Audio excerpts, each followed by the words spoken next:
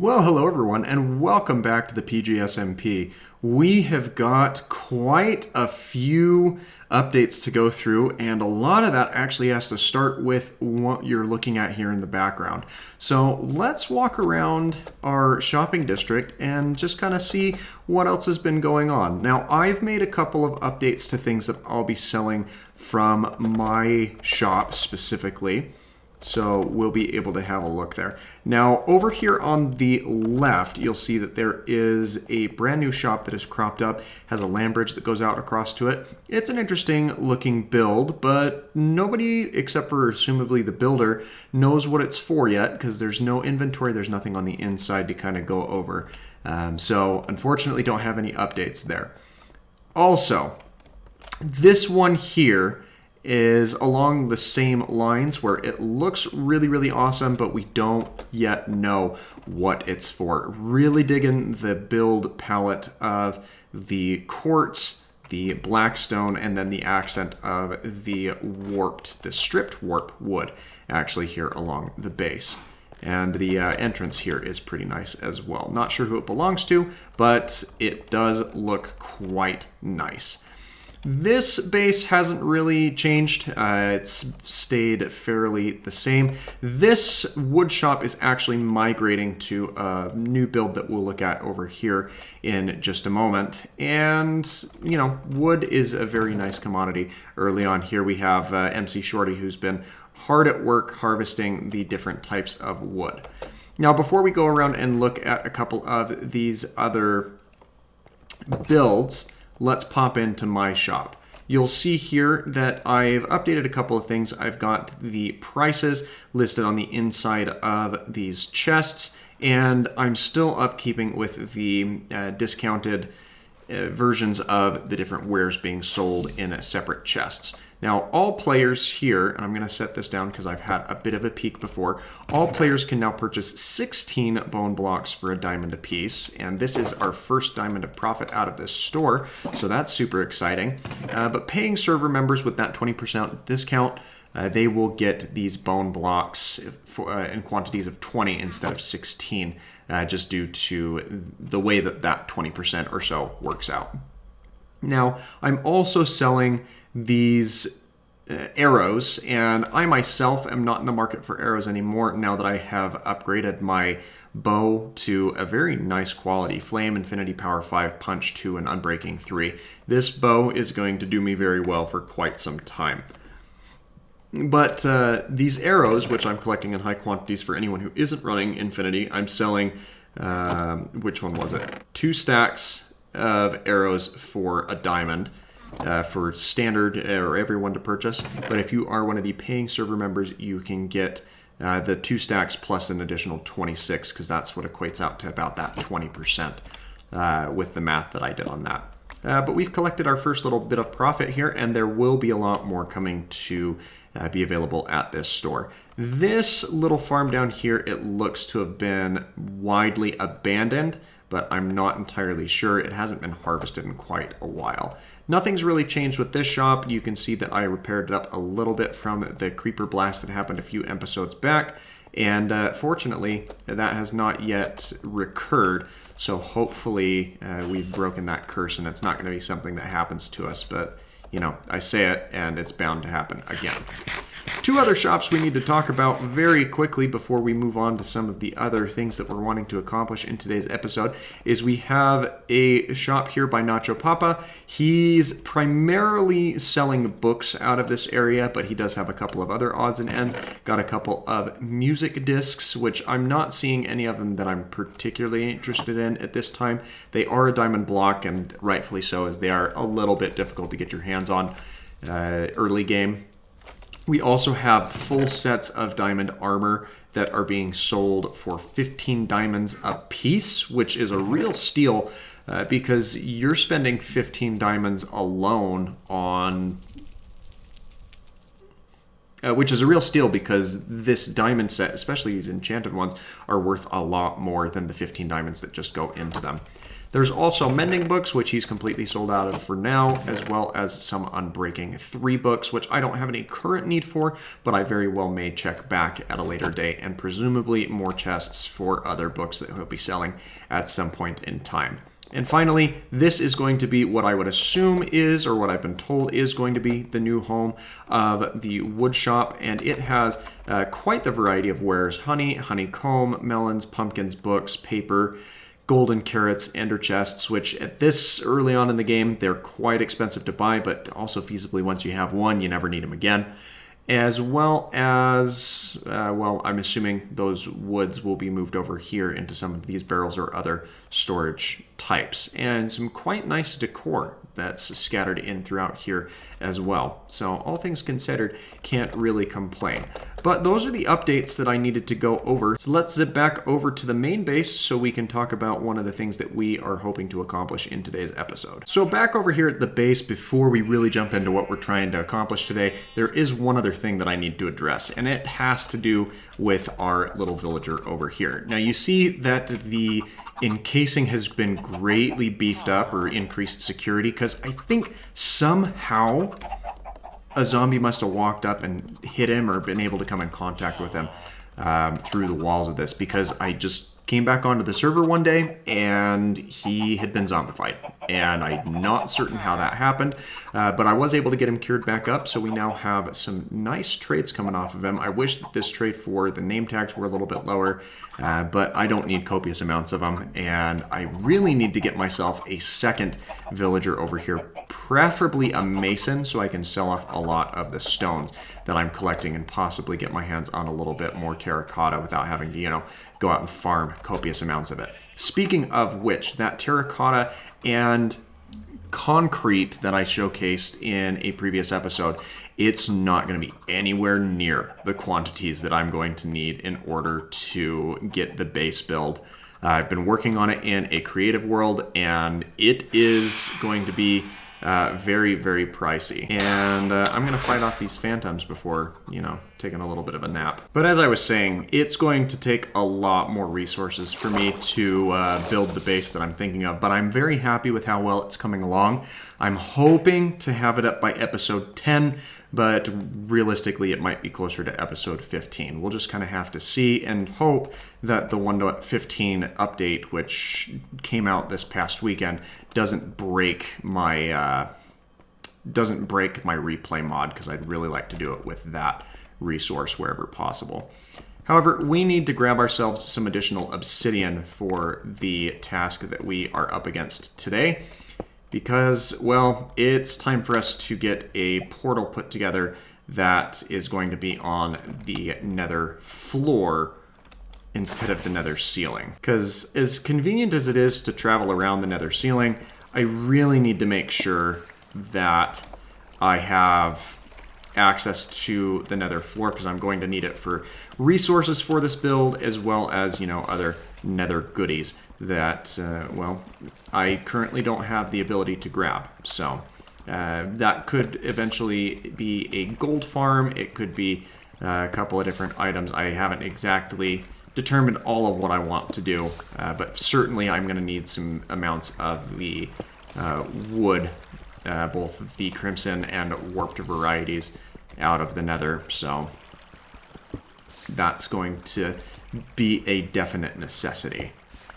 But now that we have the obsidian that we need in order to complete the next step in our project, we need to discuss where we're going for it, because we can't have it too close to our current base, or we're just going to end up breaking the portal that we already have. We've been dealing with a little bit of that type of drama already, and I'd like to avoid creating any of those problems further, especially problems for myself.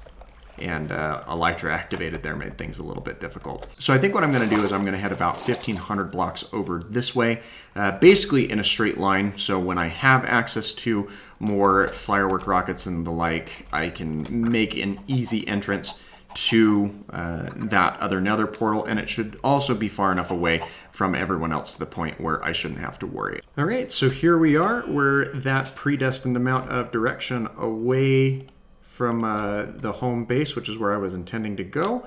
And the nice thing about this area is it actually has a couple of wolves.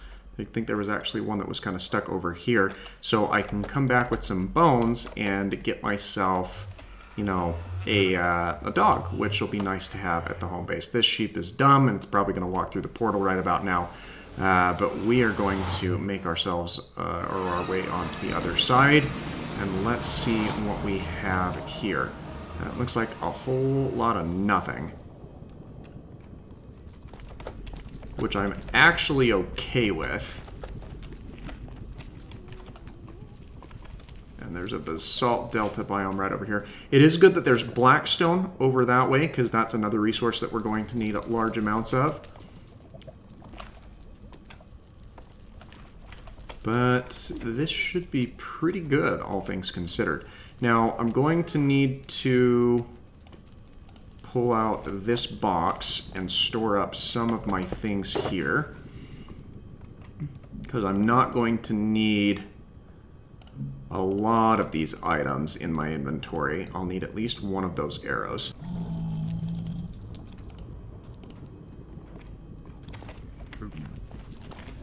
I had kind of forgotten about needing to have some gold boots while I'm in here, so I just went and made myself some, and right in time, because this guy over here would have certainly caused me a bit of some trouble had he seen me walking around without boots on. But let's take some of these ingots that we've just crafted up here and see if we can catch his attention. And a good thing that they are smart enough to, you know, not walk through lava in order to get to places they need. So let's see if we can get a couple of these items. Alright, so not the best piglin trades I've ever gotten off that guy, or off of piglins in general, but also not the worst. So I suppose I can't really complain. But one of the things that I will want to do immediately is right up here, we've got ourselves some of this glowstone. And I'm going to need a couple pieces of it.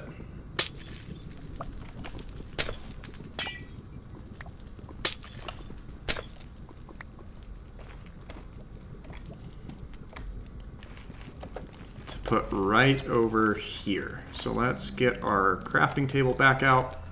And this is actually going to be the first ever respawn anchor that I'll have made. So we'll set this guy down right here. We'll get on our glowstone. And we'll completely power it up. And that will be good for whenever we're in here working on items that, well, we're going to be over here quite a lot for gathering a lot of these resources that we're going to need. This is hilarious. So that's the portal I just built. And right here, this is a little station that I had made for getting myself out of some trouble with some of these piglins and stuff. So let's have a look here. Because if I walk right over this way, around this tree, you'll find that I have myself the area where I had initially built my nether portal. It's no longer here because I took it down and filled it in, but I should be able to come back around in here and get myself a hole blasted through the nether ceiling bedrock. So I'm actually going to take a screenshot of these coordinates so I can come back to them, and that will make getting down into the nether that much easier once I have that sorted out. But I had seen that cobblestone off in the distance and was curious as to what was going on or what that was, and turns out it was it was my doing from way earlier on. So that's pretty funny, actually. So the $1,000 question: what did we go to the nether looking for? Well, there were a couple of things, but one of the biggest items was a couple of much needed resources to set up a little farm, because I would like to be able to get my hands on a couple of resources that I'm really going to need. So as you can see here, I've got a very simple little redstone deal set up, and it works about the way that you'd expect it to. All it takes is a couple of redstone dust let into this block that feeds into a dispenser that is filled with, if I can click on it, bone meal. Every time you press this button, you'll be able to dispense them up. Now I could highly automate this process, but fact of the matter is, I don't really need / want to, at least not for the time being. So what I will end up doing with these items is, of course, harvesting them up, and that will allow me to create a sustainable source of some of the much needed nether resources without having to go and risk life and limb for it. Now, I don't particularly care for a lot of these more finite resources, but it will be good for harvesting up a couple of these other things, such as these mushrooms, which will be needed for a couple of recipes, but primarily getting the warped wood. So with some brief revisions to the setup here and an additional deal, you'll now see that I have both the Crimson and Warped Nylium setup all on this same button process.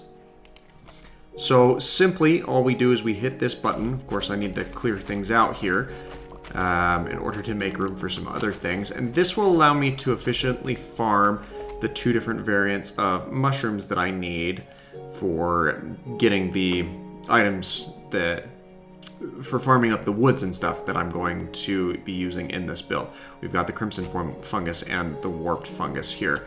Now, they can spawn on each other's areas. As you can see that there is a Crimson Fungus that just spawned over here on the Warped Nylium and other stuff, but I'm going to be doing this for a little bit. But you may be asking yourself, where did I get the Crimson Nylium from? Well, that is a deal that I went ahead and struck with MC Shorty, and he's the guy that wants copious amounts of wood, and since I live next to a dark oak biome, he wanted to know where I'm going to have things. And you can see over here, those are the corners of this farm that or not of this farm, but the corners of the area where I'm going to be building my base. So yes, this thing is going to be massive, and the end spires of these don't even rival the height to which this base is going to arise. So yeah, it's going to be quite the spectacle and the undertaking, which again I hope to have done either between episodes 10 or 15, just kind of depending on how things go, and hoping, crossing my fingers, that the replay mod doesn't break as a part of the update. But as you can see here, I've got some work to do in farming up these different items, so I'm going to, keep at that for the next little bit, and I'll catch up with a couple more updates and possibly a collaboration in the next video. So until then, thanks again for watching. You know where to find me, and hope you have a fantastic rest of your day. Bye-bye.